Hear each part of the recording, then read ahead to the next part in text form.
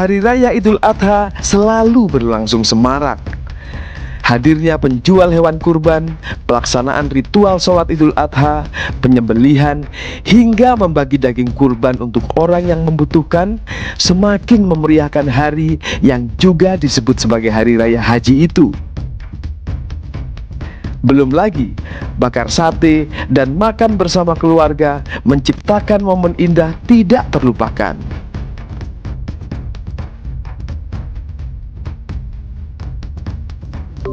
Di antara kemeriahan itu, terdapat warga muslim vegetarian yang ikut merayakan Idul Adha. Tidak ada catatan khusus mengenai jumlah warga muslim yang hanya mengkonsumsi makanan nabati ini di Indonesia. Indonesia Vegan Society mengklaim memiliki 160 ribuan anggota dari berbagai latar belakang. Dan semuanya tersebar di 62 cabang di seluruh wilayah Republik.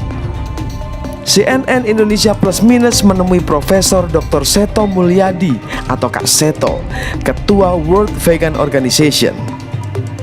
Pengajar yang dekat dengan dunia anak-anak ini sudah 54 tahun hidup sebagai vegetarian dan vegan, sembari merayakan Idul Adha di setiap tahunnya.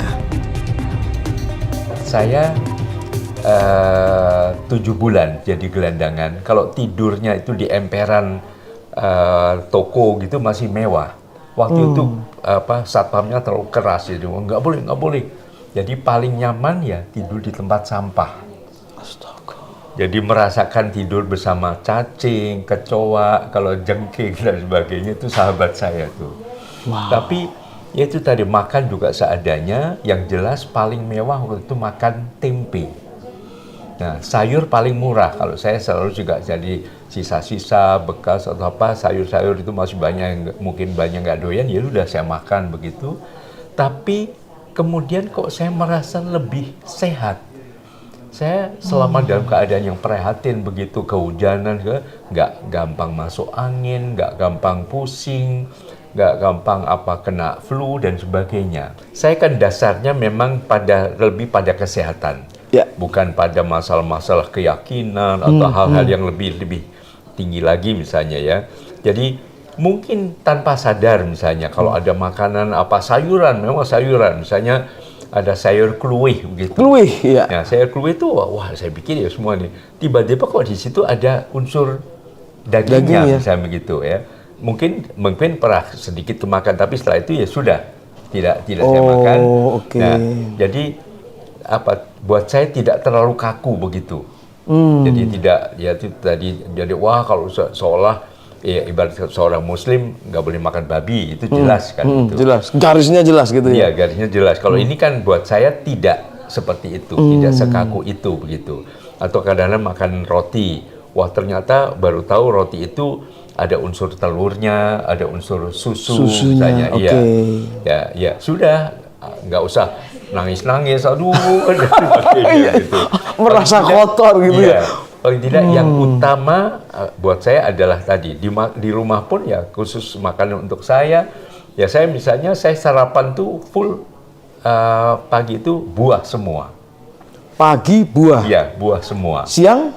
Nah, siang baru nasi dan sayur, malamnya juga tapi nasinya sedikit. Kak, kalau siang itu normal ukurannya? Kenapa? Siang ukurannya normal, artinya normal, oke.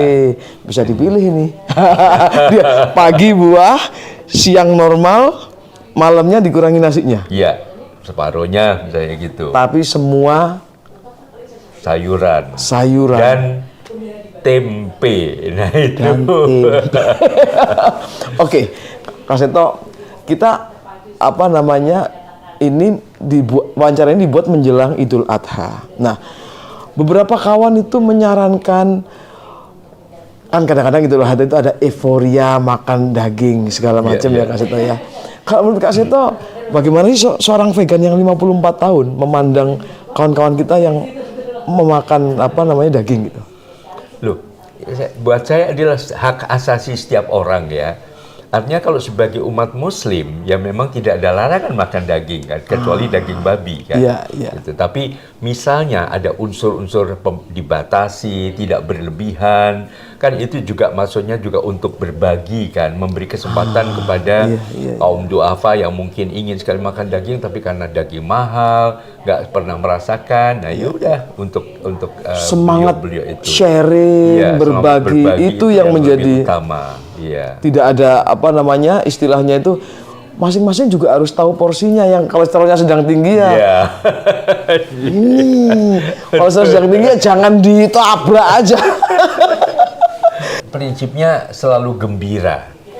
Tapi gembira ini juga panduan jaga kesehatan.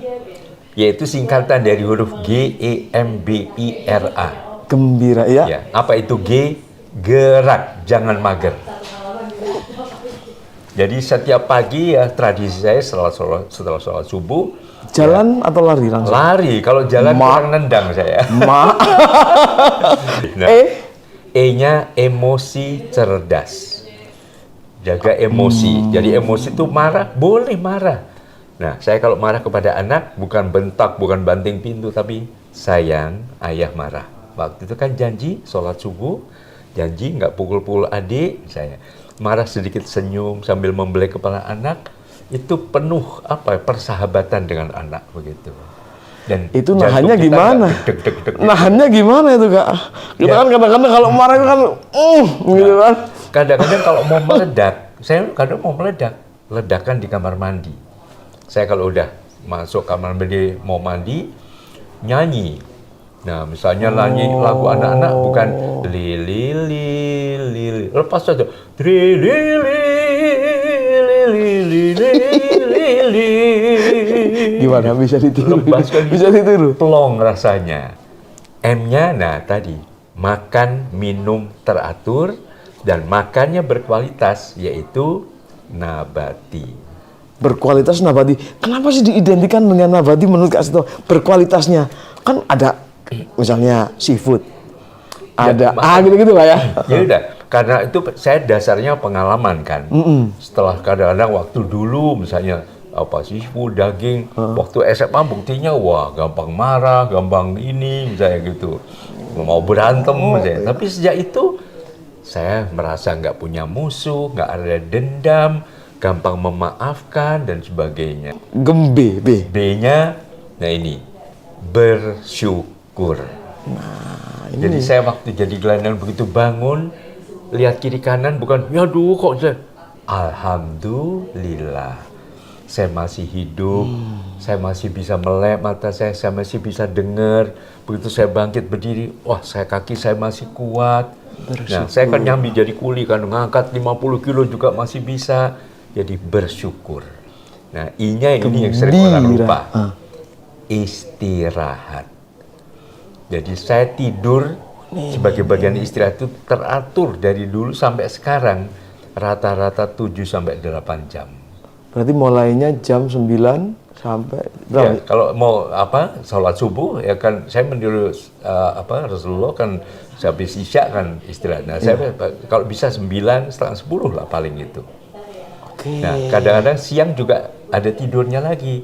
Nah, saya di tempat sampah saja bisa tidur pula sampai pernah disiram satpam gara-gara kesiangan ya. Tapi itu siapa satpamnya itu?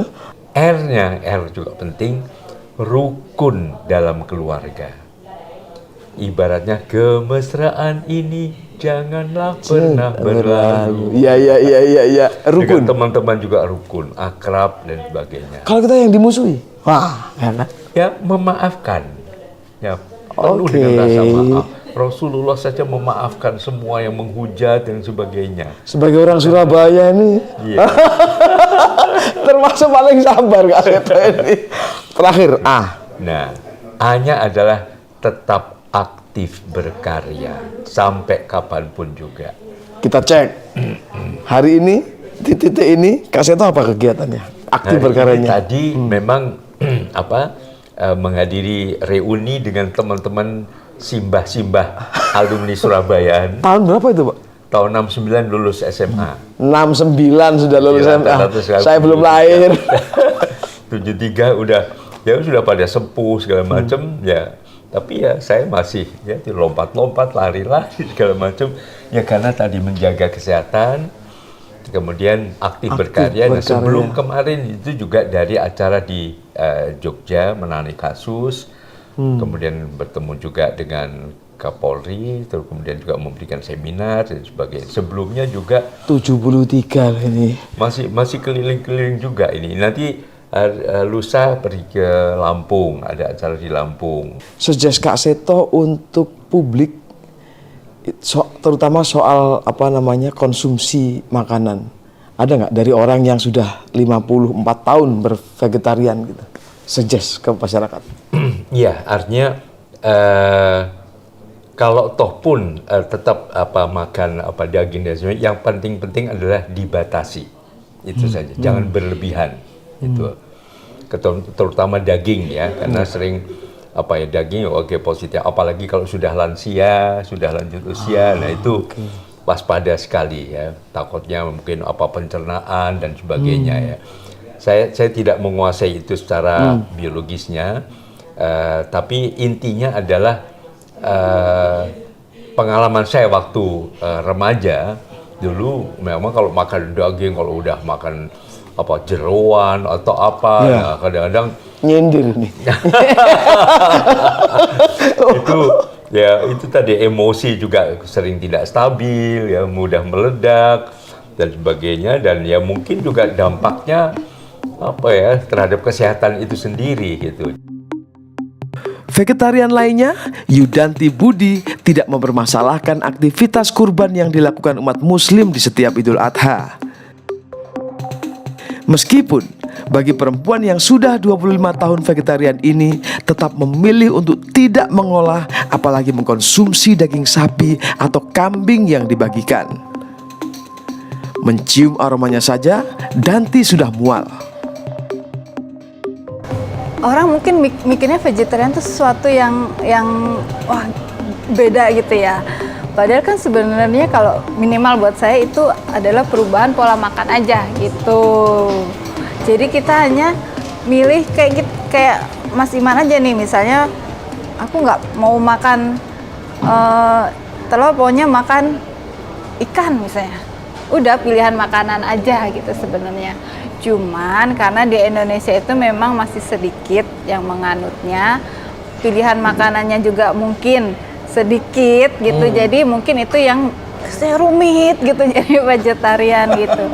Tapi kalau udah dijalani ya rumit juga sebenarnya, tapi nggak rumit-rumit amat. Ada yang bilang di Indonesia itu vegetarian itu malah bikin repot pelakunya, karena kan apa-apa ada lauknya gitu-gitu. Gimana Mbak? Ya sebenarnya iya, karena kan makanan Indonesia kan rata-rata banyak yang daging, tapi sebenarnya banyak juga yang enggak.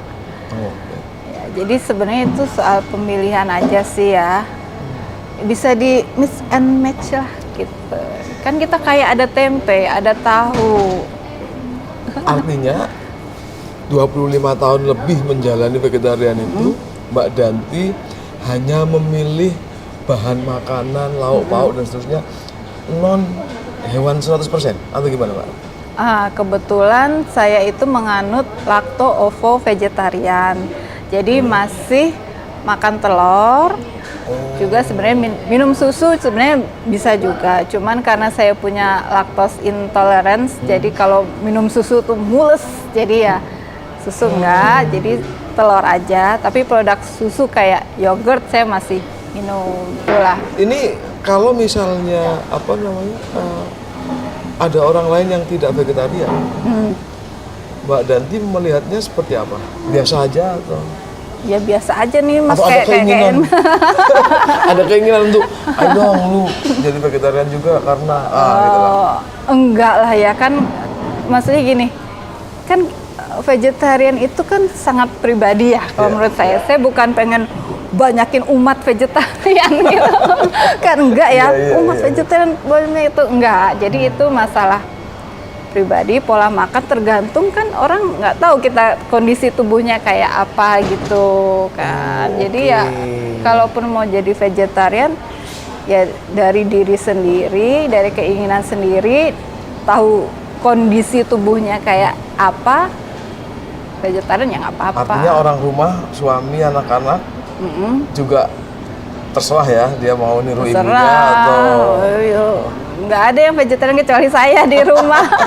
Oke, Mbak, tapi ada yang apa namanya bilang bahwa kawan-kawan vegetarian dan vegan itu hampir sama atau beda sih? Beda. Vegan? Jadi kalau vegan itu strict ya. Jadi dia benar-benar nggak mau telur, nggak susu, nggak, pokoknya produk hewani nggak mau, kuah, kaldu nggak, pokoknya semua yang berbau itu. Ada yang sampai menjadi gerakan.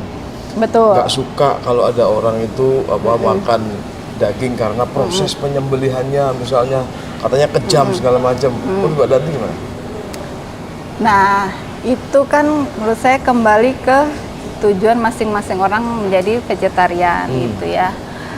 Dan kalau menurut saya semua makhluk hidup di bumi ini, di dunia ini kan diciptakan untuk tujuan tertentu. Jadi kalau kayak mungkin hewan, sapi atau kambing itu emang ditujukan untuk sebagai bahan makanan manusia gitu ya. Jadi itu bagian dari keseimbangan alam. Kan manusia itu kan puncaknya rantai makanan. Dan itu kan tetap harus ada supaya bumi ini seimbang gitu. Jadi kalau menurut saya ya fine aja ketika ada proses itu ya. Ada proses itu ya nggak apa-apa, itu bagian dari. Bagaimana memandang kelompok yang lain, misalnya kelompok vegan yang misalnya komunitas yang misalnya menyarankan agar tidak lagi ada misalnya penyembelihan dan seterusnya gitu kan, ada juga gitu. Kalau menurut Mbak Danti kelompok-kelompok ini gimana? Ada banyak. Jadi kan ada yang dia vegetarian itu tujuannya misalnya karena dia memang penyayang binatang. Dia sangat empati pada penderitaan binatang yang sedang disembeli. Dan ada pula yang dari pecinta lingkungan. Biasanya karena memang peternakan itu membuat emisi karbon yang tinggi gitu, menghasilkan emisi karbon yang besar gitu, peternakan sapi itu. Betul. Kambing, segala macam itu karbon yang dihasilkan banyak ya? Banyak, jadi concernnya ke lingkungan. Kayak kalau menurut saya ya nggak apa-apa juga sih, maksudnya ya udah gitu ya. Tapi kan kita punya perbedaan pandangan dan kita tidak bisa, misalnya saya vegetarian memaksakan orang nggak boleh ini, karena kan kebutuhan orang beda-beda gitu. Apalagi kan setelah ini kan ada Idul Adha ya. Betul. Artinya di momen itu kan ada juga yang apa namanya, aduh kasihan ya segala macam. Padahal itu mungkin bisa dibilang kuat ya, ibadahnya sapi binatang itu kan ya ketika dia berguna menjadi makanan untuk manusia, misalnya gitu kan. Mungkin ada yang memang butuh daging itu gitu kan, kondisi orang nggak sama gitu. Tapi Mbak Danti ini kan kebetulan Muslim, kemudian Idul Adha adalah apa namanya ritual juga kan. Betul. Untuk kawan Muslim untuk berkurban. Pemaknaan Idul Adha menurut Mbak Danti apa sih?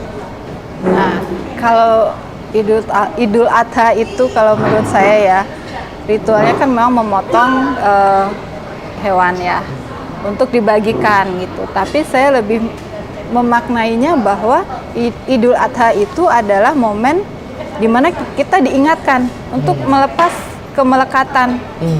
Semua yang ada di diri kita yang melekat. Jadi kayak kalau Ibrahim kan memotong anaknya sehingga diganti domba itu ya. Oke. Itu bukan digantinya menjadi doa, tapi bagaimana dia melepaskan semua kayak kita melekat semua, iya. Apapun itu. Jadi bukan hanya tentang domba, bukan hanya tentang hewan ternak, bukan hanya tentang berbagi, tapi kita bisa nggak sih melepaskan secara ikhlas apapun itu pekerjaan, karir, misalnya materi, rumah, anak, suami, itu bukan punya kita. Dan gitu. Kembali lagi diberikan kita pasrahkan Yang Maha Esa. Oke. Pengasuh Pondok Pesantren Asyiah Depok, Ustaz Indraman Rashid mengungkapkan, proses penyembelihan hewan saat Idul Adha adalah ajaran yang harus dilakukan oleh umat muslim yang mampu berkurban. Hanya saja, persoalan mengkonsumsi dagingnya adalah hal berbeda tergantung kondisi masing-masing pribadi. Fasolli li rabbika wanhar. Artinya Maka kerjakanlah oleh engkau sholat, ya. Itu yang dimaksud sholat adalah Idul Adha tuh, sholat Id. Sholat Id. Lalu wanhar, dan bersembelihlah dan menyembelihlah. Nah, ini perintahnya memang gitu. perintahnya memang menyembelih ya? Menyembelih gitu. Itu sebenarnya memang apa istilahnya menyembelih dalam arti yang tersurat atau sebenarnya tersirat itu Ya. menyembelihnya? Menyembelihnya itu tersurat dan tersirat. Maksudnya gimana? Iya, baik. Jadi menyembelihnya memang secara zahir maknanya itu ya menyembelih hewan kurban. Ya, memang benar-benar disembelih dengan tata cara yang diajarkan oleh Nabi Muhammad SAW. Nah, yang tersirat ini sebenarnya adalah bentuk daripada kurban itu sendiri. Kurban itu maksudnya adalah takarrub, mendekatkan diri kepada Allah. Makanya memang kalau ada bahasa korban itu kurang tepat. Tapi kurban lebih tepat. Kurban bukan korban. Iya, kalau korban berarti ada yang tersakiti. Oke. Iya, seandainya korban, bahasa korban itu, kata korban itu disematkan kepada orang-orang yang melaksanakan itu, berarti secara tidak langsung berarti orang-orang itu adalah orang yang tersakiti oleh agama, berarti kayak gitu ya. Yang benar adalah Kurban. kurban. Iya. Artinya mendekat. Mendekatkan diri kepada Allah. Apa perlunya kita mendekat? Ya. Yang namanya salah satu bentuk daripada perintah Allah Subhanahu wa taala, ya, itu semuanya adalah kebaikan buat kita sebenarnya. Nah, sehingga apa perlunya kita mendekat? Karena itulah seseorang itu bisa menjadi orang yang lapang hatinya kalau dia bisa mendekatkan diri kepada Allah. Kenapa harus dengan binatang? Iya. Jadi sebenarnya bukan apa namanya, dilihatnya itu adalah nominal deh. Ya. Gimana Gini. Iya. Jadi ini kan selalu yang bersanding disampaikan oleh Al-Qur'an itu adalah bagaimana kita bisa lebih memilih Allah ketimbang dunia. Itu ya. Ya, kuncinya sebenarnya itu. Jadi ketika seseorang bisa mengeluarkan hartanya yang sedikit, ya, untuk kelak sebenarnya itu akan menjadi manfaat saat dia perlukan di sana. Jadi bukan sesuatu yang dia buang sebenarnya, gitu. Nah, ketika Allah meminta sesuatu yang bersifat sangat disenangi oleh manusia, ya secara tanda kutip ya, orang itu lebih senang dengan, ya, kalau kita bilang bicara uang ya misalnya, gitu, nominal atau harta atau apapun. Ketika itu diminta, lalu orang ini bisa mengeluarkan demi perintah Allah, berarti dia sudah bisa memilih Allah daripada dunia, gitu. Hukumnya apa, Tad? Hukum- Wajib atau Hukumnya itu sunnah muakkadah, sunnah yang dikuatkan, sangat dikuatkan. artinya? Jadi sunnah itu kalau sudah masuk dalam kategori muakkadah, itu berarti sunnah ini apabila kita mampu mengerjakannya, lalu kita tinggalkan, dia terjatuh hukum makruh. Mampu kita tinggalkan, jadinya makruh. Makruh, gitu. Ini gimana tuh? Iya. Ini Kita awam kita. Gimana? iya. Makruh itu berarti adalah suatu hal yang ketika kita kerjakan Allah tidak suka dengan hal itu. Nah, ini sekarang ada penggeseran bahasa nih, Mas nih. Jadi kadang mampu itu orang menilainya adalah sekedar ya. Ya, jadi seperti kalau seandainya Allah sampaikan ittaqullaha mastata'tum. Yang bertakwalah kalian semampu kalian, gitu ya. Tapi kebanyakan mampu ini dipahami oleh orang itu dengan sekedarnya. Udah gini aja deh, gitu. Nah, ya. Jadi sebenarnya mampu ini adalah selama kita masih diberikan akal, berpikir, kesehatan, ya, kekuatan untuk kita bisa usahakan Maksimal. semaksimal mungkin. Nah, itu gitu. Tapi bagaimana dengan ini kan kadang-kadang ini ada yang tidak makan daging. Ya. Entah itu karena penyakitnya, maksudnya dia kolesterol tinggi dan seterusnya ya gitu. Atau dia misalnya vegetarian. Memilih untuk vegetarian itu kayak gitu gimana? Iya. Jadi kalau kita ngelihat kita acu pada firman Allah gitu ya, bahwasannya Allah Subhanahu wa taala itu memerintahkan ya ayyuhalladzina amanu kulu min thayyibati ma razaqnakum washkuru lillahi in kuntum iyyahu ta'budun. Nah, ini ada kalimat Allah perintahkan kita untuk makan yang baik, lalu ada ikatan dengan harus bersyukur. Maksudnya seperti apa nih? Nah, makan makanan yang baik itu juga nggak boleh berlebihan maksudnya. Ya, gitu. Jadi kalau berlebihan tandanya kita kufur malah. Gitu. Karena sesuatu yang berlebihan pasti akan membuat madarat, membuat sesuatu yang tidak baik bagi tubuh kita, gitu. Jadi kaitan ayat itu sebenarnya seperti itu. Nah, maka kalau seandainya kita pun misalnya makan daging apa kayak gimana gitu, ya berlebihan pasti akan nimbulin penyakit. Jadi apa yang sebenarnya apa yang halal tidak boleh kita haramkan. Apa yang Allah halalkan tidak boleh kita haramkan. Jelas. Tapi ketika kita sakit, ya, maka itu menjadi haram saat itu untuk dia karena madorotnya. Cuman yang jadi salah, jangan kita yang kalau misalnya kita memilih untuk bervegetarian, jangan menyalahkan kalau orang yang makan daging. Iya Gitu. iya. Vegetarian pribadi ya silahkan. Nah, gitu. Kalau yang lain enggak ya nggak apa-apa juga. Nggak apa-apa, gitu. Bagaimana cara menyembelih agar tadi Ustaz bilang ini nggak menyakitkan lah. Ya. Yang wajib pertama kali untuk terkena itu yang diajarkan oleh Nabi itu adalah pertama kerongkongan daripada hewan kurban ini. Oh, di sini. Di sini ya. Itu ada kerongkongan atau Kerongkongan. Ya, kerongkongannya tenggorokan ya. Oh, oke. Ya. Di belakangnya itu ada saluran. Urat di belakang kerongkongan ini ada saluran yang menyambungkan makanan ke atas. Ya, biasanya gitu ya. Nah, dan di di antara kerongkongan ini ada saluran lagi ya untuk mengalirnya darah ke atas. Ya, pernapasan kalau gitu bilang ya. Nah, ketika dia dipotong ya, ini habis langsung. Langsung total meninggal. Ya, mati. Iya. Jadi ketika dia terpotong, makanya yang wajib di sini. Nah, kalau yang ada dua urat di sini itu sunnah hukumnya. Maksudnya gimana lagi tuh? Iya. Jadi kalau dia terpotong keduanya di sini berarti afdol. Oke. Tapi kalau sudah terpotong sini itu sudah pasti mati.